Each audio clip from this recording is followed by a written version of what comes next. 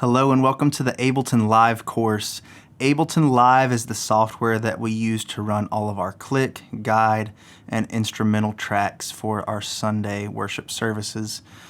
In this course, I'm going to tell you everything you need to know about Ableton. I'm going to teach you how to change the key of a song.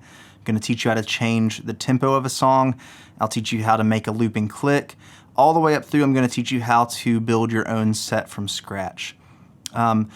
I'm going to also give you this information in bite-sized chunks, so each video will be limited to just one skill for you to learn. That way you can also come back to these videos at a later date if you need to brush up on just one skill. But in this first video, I'm just going to give you an overview of the software. That way you know where everything is located, so hopefully you can follow along a little bit easier once we dive deeper into the course. So let's go ahead and get into Ableton. So the first thing you need to know is that there are two views for Ableton Live. The view that you're looking at right now is Arrangement View, and then this view right here is called Session View.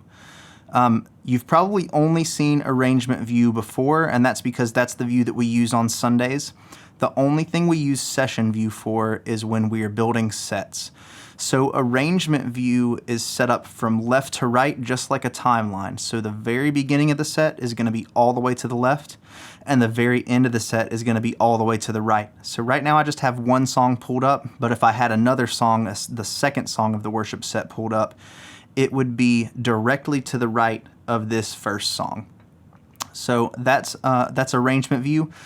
Session View just has default clips that we use when building sets. So we're going to have click tracks over here for each time signature that we use.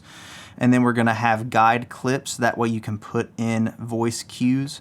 And then we're also going to have looping click presets. That way you can create your own looping clicks. And then finally a stop track. So you can copy those in whenever you need to when building a set.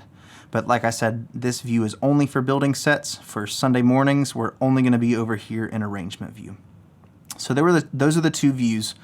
Over here, all the way to the right, we have our tracks. So up at the top, starting at the markers track all the way down to the stop track, these are our global tracks. So no matter what song is playing, these global tracks are going to be utilized. So we have markers, and that's how worship leader or drummer can find a section of the song quickly. We have tempo track that controls the tempo, tells Ableton what tempo to play the click track at. We have our click track, we have our guide track, we have repeat cues, and we have stop tracks. So those are all of our global tracks. Below these global tracks, we have our audio tracks. So these are going to be specific to the song. So right now we have Fresh Wind pulled up. So within this Fresh Wind folder, so you can collapse this and you can expand it as well. Within this folder, you have all of the audio tracks for Fresh Wind. So you can enable or disable these depending on what your needs are for a given week. Over here to the left, we have our file browser section. So the file browser section allows you, when you're building a set, to pull in a song and then drag it to its correct place in the set. You won't have to use the browser section when you're doing your typical tweaks to Ableton for a given week. Down here at the bottom, if I select one of the audio tracks, you'll see some controls come up. You'll see this warp button right here. We'll use that quite a bit later on when we're changing keys and changing tempo. So we'll get to that later.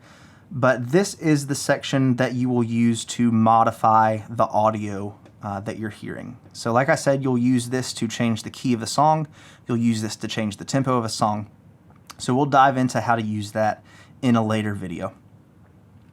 Up here at the top, we have a few sections to look at. All the way at the top left, we have our tempo. So right now, Fresh Wind is at 63. And then we have our time signature, which is 4/4. You'll see these two values change depending on what song. You might see this go to 6/8. You'll see this go to a different tempo. Over here in the middle, we have our typical transport controls that you're accustomed to seeing. We have play and stop. Those are really the only two that we will use. We're not going to use the record button. But we will use the play and stop button. You can also use the space bar to play and stop.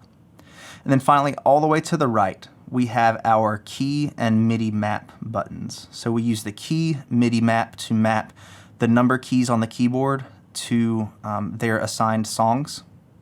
And then the MIDI map, we use that to program looping clicks as well as stop tracks. Okay, the last thing we need to look at in Ableton is the Preferences menu. So to access Preferences, we go up to Live at the top of the screen, and then we click Preferences. There will be times that we need to use this Audio tab of the Preferences panel to select our audio output device. The audio output device is what allows Ableton to send sound to the front of house console. Right now, you see that Soundflower is selected. That's not what you'll see on Sunday mornings. You'll see something like Radial USB or built-in output. If it says built-in output, that means that the audio is going to be coming out of the computer speakers and it's not going to be making it to the front of house console. So that's when you need to go into the audio output device and select the appropriate device to send it to the front of house console.